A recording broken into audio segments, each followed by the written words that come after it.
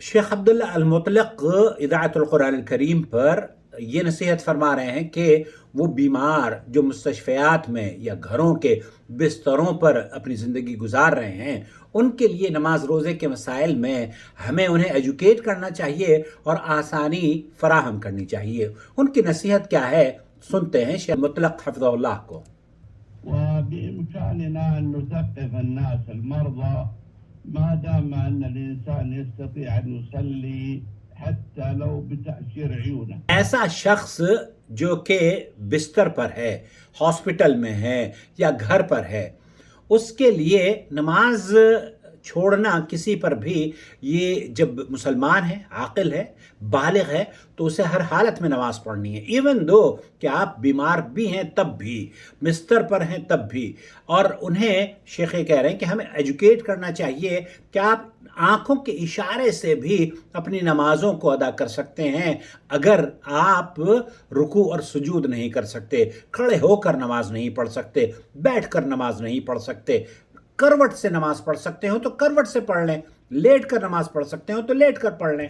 يجب عليه أن يصلي یجب علیہ ان یصلی، یہ ضروری ہے مسلمان پر کہ وہ ہر حالت میں اپنی نمازوں کو ادا کرتا رہے۔ لا تسقط ما دام العقل موجود۔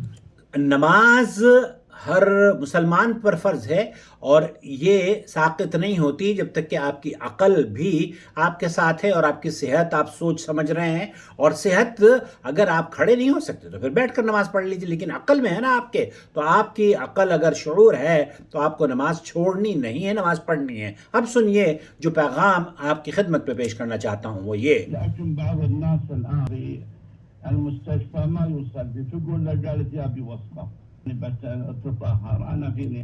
بہت سے بیمار یہ سمجھتے ہیں کہ میں ہاسپٹل میں ہوں اور ہاسپٹل میں میرے کپڑے خراب ہیں، کوئی مجھے صاف صفائی کروانے والا نہیں ہے۔ ایسی صورت میں جب کپڑے خراب ہوں تو وہ نمازوں کو بہت آسانی سے چھوڑتے چلے جاتے ہیں۔ میرے کپڑوں پہ سے تو نجاست نہیں جاتی ہے، میرے کپڑوں پہ نجاست لگی ہوئی ہے، استنجا کرانے والا کوئی نہیں ہے، وغیرہ وغیرہ۔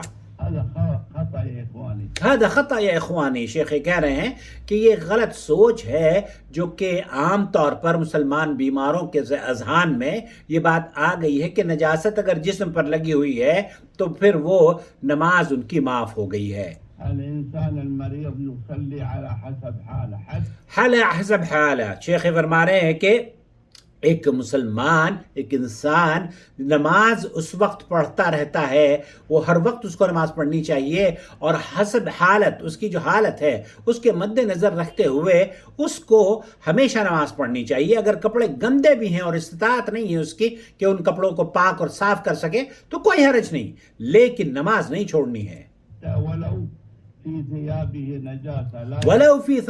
نَجَاسَةٌ، اگر آپ کے کپڑوں پہ نجاست بھی لگی ہوئی ہے تب بھی آپ کو نماز پڑھنی ہے۔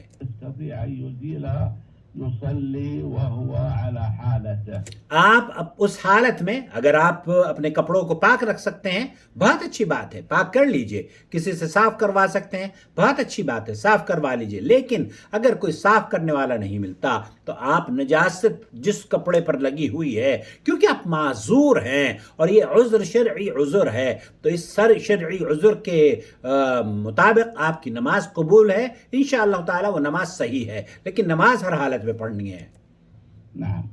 نعم، تو فضیلت شیخ عبداللہ المطلق کی یہ خوبصورت نصیحت ان بیماروں تک پلیز پہنچائیے، ہمیں ان کے لیے آسانی فراہم کرنی چاہیے کہ ہر حالت میں نماز پڑھنی ہے۔ اگر نجاست آپ اس کی ازالہ کر سکتے ہیں، ان کے کپڑوں کو صاف کر سکتے ہیں تو بہت اچھی بات ہے، لیکن اگر آپ کپڑوں کو صاف نہیں کر سکتے تو اس کا یہ مطلب نہیں ہے کہ بیمار سے نمازیں ساقط ہو گئی ہیں۔ نماز ساقط نہیں ہوتی، اس کو نماز پڑھنی ہے، ہر حالت میں پڑھنی ہے۔ اگر وہ وضو نہیں کر سکتا تو تیمم کر لے، اشاروں سے، آنکھ کے اشاروں سے بھی نماز پڑھ سکتا ہے۔ اللہ تعالیٰ ہمارے بیماروں کو شفا یابی عطا فرمائے، ان کی کمزوری کو اللہ تعالیٰ طاقت میں بدل دے، اور اللہ رب العالمین جتنے بھی بیمار ہیں انہیں شفا یابی عطا فرما کے ان کے گھر والوں کو راحت اور خوشیاں میسر فرما دے، آمین یا رب العالمین۔